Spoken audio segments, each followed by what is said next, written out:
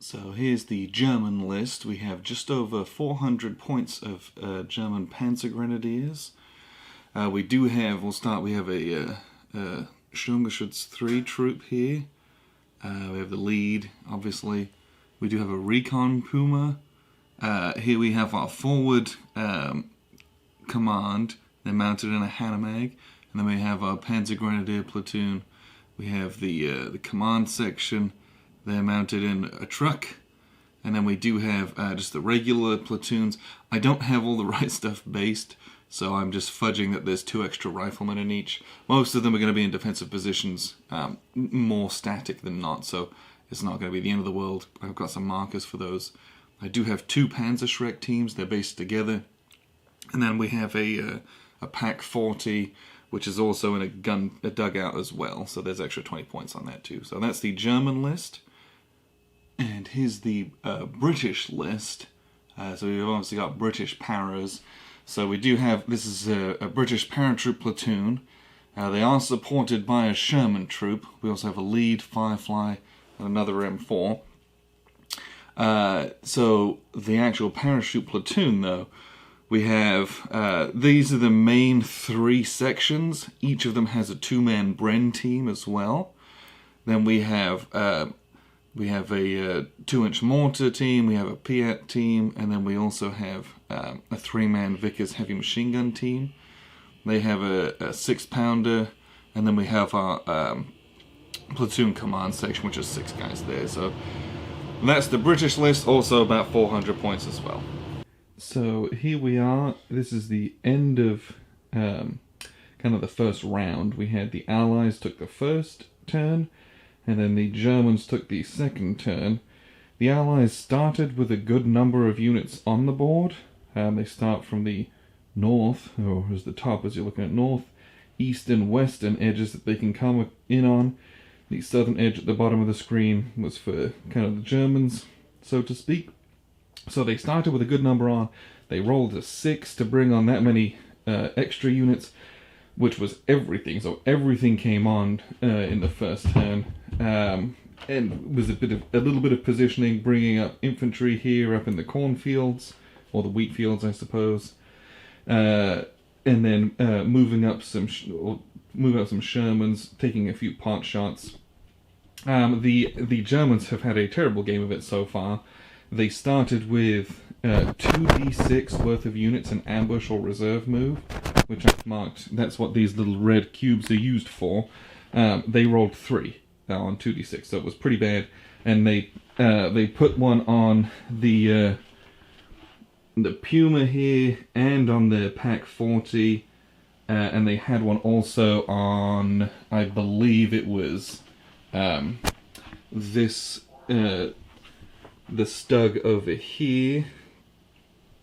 So the first thing that happened was the Firefly came onto the board.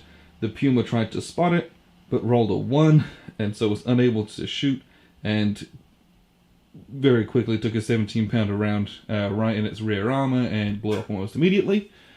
Everything else that the Allies did was moving up, so we've got a 6-pounder that double moved, and then the Sherman, this is the lead of the Sherman troop, moved up into this wooded area. Most everything else was just kind of positioning more than anything else. And then we got to the German turn, and the Germans basically moved into firing positions to a little bit better angles. You can see the Stugs kind of moved over, out, so they could get a better shot on the Sherman, and then this one was parked up behind this compound, and then moved round, and every single one missed. This Stug took a shot over into here, missed. The Pack 40 missed, and it was shocking. But that's kind of where things look at. So the Allied objective, we have this one right here, which is kind of in an open field. So the Germans are hoping to put out some covering fire for that. That's the one the Allies put out, so they could kind of rush it and take this building and kind of guard it as a kind of a rear guard. And then the other objective is the ones that the German holding on to. It's this farmhouse here that has, I believe it has the Panzer Grenadier platoon command in it. Oh, that might be or it might be the forward command. I'm not sure. But even the Hanomag, it moved out round to take some shots here, lay down suppressing fire, but was unable to do so successfully because of the cover that they're in and just rolling very poorly. So the Germans have had abysmal rolls so far, so the Allies are probably going to clean some things up here. I think the British are going to, hopefully, with the short-range shots they've got, take out some of these Stugs and clean up some of the heavy armor and move in and clear some of these buildings. So I'll see you at the end of the next round. As you can see, carnage. The Germans rolled pretty poorly for orders. They only got 3, but they have 3 officers on the board at the moment, so they had 6 orders, which basically gave them enough to do most of the things that they wanted to. This Stug over here that had advanced and totally whiffed on the Firefly, he took a couple of 17-pounders to the face and was destroyed in the Allied turn. The Allies laid some suppressing fire on the Pack 40 that's dug in. The team here in the wheat field suppressed them, and then the other section moved up. So we were getting in some good some tactical options there. Unfortunately, when it came to the German turn, they have units in this building. They have a Grenadier section, and they have subsequently pinned the Paras, and the Germans, drew another marker to unpin the Pack 40. So that was kind of an exchange, how that's worked out. The Germans did have some good success. This Stug over here behind the wall, he fired on our Sherman troop leader and knocked him out, unfortunately. And our 6-pounder laid some fire on him but was unable to do any damage.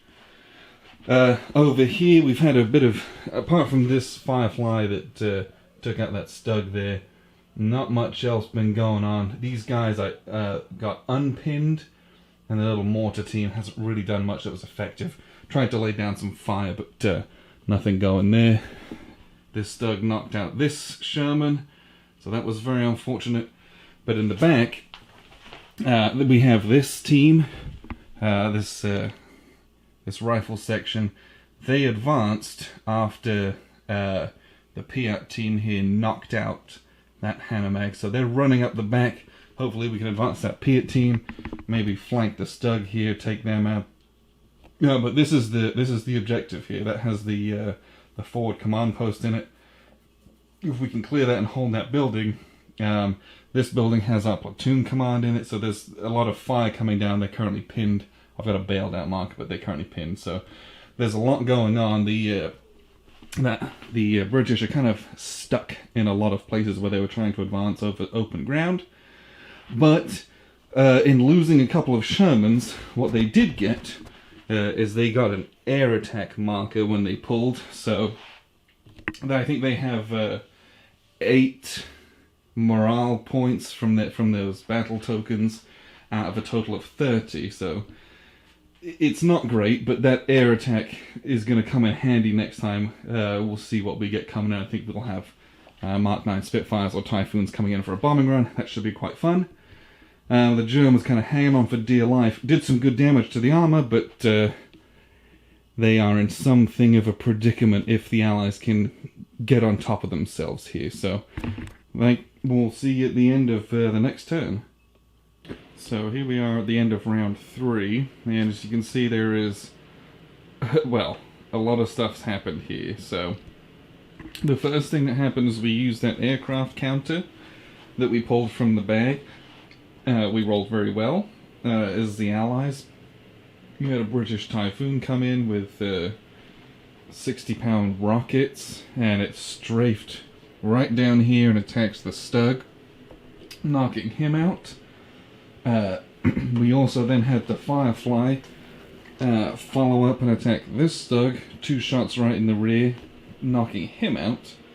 And that's about where the British plans start to fall apart, because in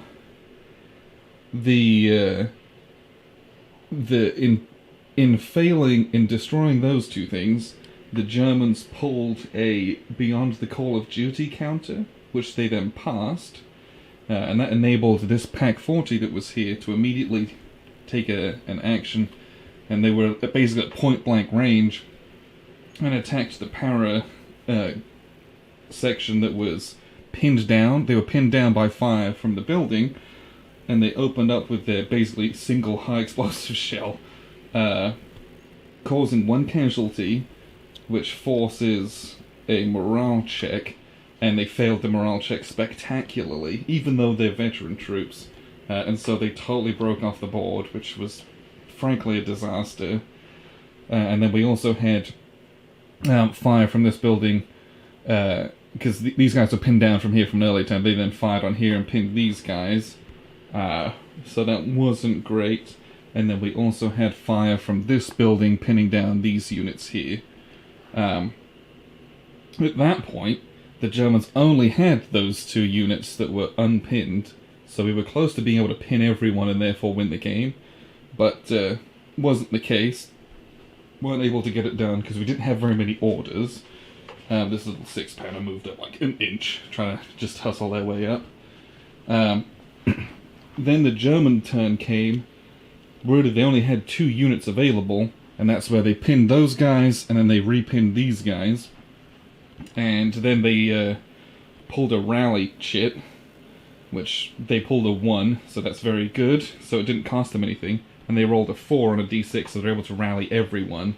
So now they've got everyone fresh again for this subsequent turn, and the British are in not necessarily a hairy predicament, but they've got some work to do to kind of get some of these buildings cleared.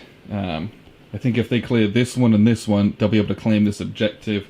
That's going to start really pushing the Germans towards their morale limit for the battle group rating, and that we might end the game that way. So we'll see you at the end of the next round. So here's the end of the 4th round. It's been a very cagey back and forth. Basically, the Allies were able to... the 6-pounder, which is right over here, he took some shots at these 2 buildings. Did 1 casualty. Oops. He did 1 casualty right there, and then this building right here, he did. These guys took 2 casualties from HE fire, and they actually then routed off the board. So that was a big win in that instance. And then consequently, the Vickers team was able to suppress the guys in this building right here. And then with 2-inch mortar fire and our command group, they were able to suppress this building right here. And then this building got suppressed by... Oh, no, wait, no, this building wasn't suppressed. No, yeah, they were both suppressed. The Firefly over there was able to suppress this building. So the only guys that weren't suppressed were these guys here, which is unfortunate, because that would have ended the game if I'd have had the foresight to do that, but that was... I did the killing first, and, well, that was probably a tactical error. We then, as the British, drew a battle token, and it was only a 1 rating, and then we rolled a d6 to unpin our units. Unfortunately, we rolled a 1 on that, which is pretty much just terrible. So you can see these guys over here still pinned down, but we moved up the Piat. He was unhindered, but we unpinned this team as well. Having killed those guys and this building was pinned at the time, we were able to do that with impunity, which is nice. The German turn, they had only 1 team that was unpinned in this building, and they took some suppressive fire over on the Vickers team, suppressed them, and then finally they drew a battle token in order to unpin, and they rolled a 5, and everyone's back up again for them, so the British have to do it all over again in the 5th turn. So here's the end of turn 5. We have the Allies. Wow, it was very interesting. So the British paras, this section, they did an infantry assault, close assault, so they bundled over the wall, charged into the building. They're kind of outside, but they charged into the building just for the sake of not moving all the models around. The German forward HQ was in there, and it was a really bloody battle to an extent. A lot of successful dice, but a lot of cover saves were made, so each side only lost one person. For the parent team, not that big a deal because it starts with like 10 men. But that forward HQ it's a 3-man team, so they've only got 2 guys left. They passed their saves, as did the parents. In the German turn, that forward HQ team booked it over into this building. That's what that little 2 dice is. They're in that building. There's another rifle team with a MG34 as well. But that was basically all that happened in the German turn. But the Paris, we had that close assault there. They laid down some bits and pieces of fire to try to pin some units. We had the rifle team suppressing and pinning this building, and then we had some mortar fire from our 2-inch mortar, lobbing some HE shells in there as well to do a bit of damage. But really, the majority of the turn, because I think the Sherman used this coax but totally whiffed. The majority of that turn was done with doing a little bit of damage, a little bit of suppressing there, and then the British rallied in the rally phase, all their unpinned guys, and the Germans were basically all pinned at that point. So they took. They moved one team, tried to suppress these guys from this building, were unsuccessful, and so they basically didn't do anything else. And they can't afford to unpin anyone because they're one bad draw away from losing the game on a battle token. So I felt like it was improper to do that this turn at least. So we'll see how that kind of plays out in the long run. So we'll see it at the end of the next turn. So here's the end of turn 6. I say the end. The game just finished. The Allies, well, the British rolled a number of orders. I think they had 7. So the Piat team opened fire here and destroyed that truck, which blew up nicely, and they had to draw for that out of the bag. The Firefly unloaded a couple of HE shells into this building, doing absolutely nothing. The 2-inch mortar did the same thing. I was very frustrated with that.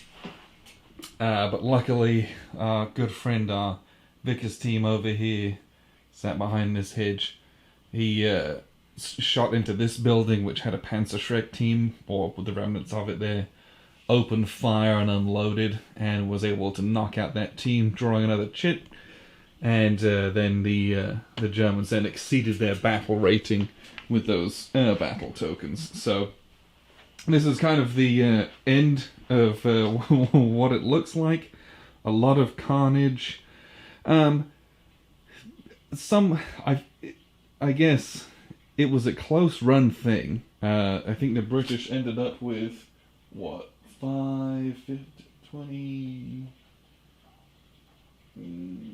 Ended up with about 19 battle points versus the Germans' 30. So I guess not that close, but boy, it felt close with the way that units get pinned. And when you're pinned and vulnerable, you feel very vulnerable in this. So it was very interesting. This was a very interesting scenario as well. And having seen how the rules play out, I would definitely play this very differently with how I spearheaded my attacks. And this is a very interesting defensive position, because even if they hadn't broken, if they'd have pulled smaller chits, now there's no one within 10 inches of this, so we'd had units move up, capture this objective, which also would have forced them to draw chits. It really was kind of a... It was a done thing for a while. It was just kind of getting it done was the tough bit. So appreciate you guys tuning in for the battle report. This is Battlegroup from PSC Games. This is a pretty cool 15 or 20 millimeter rule set. My brother plays it in 6mm, and I've seen people doing bigger. It's very adaptable, but I had a blast with this one. Thanks, guys, for tuning in.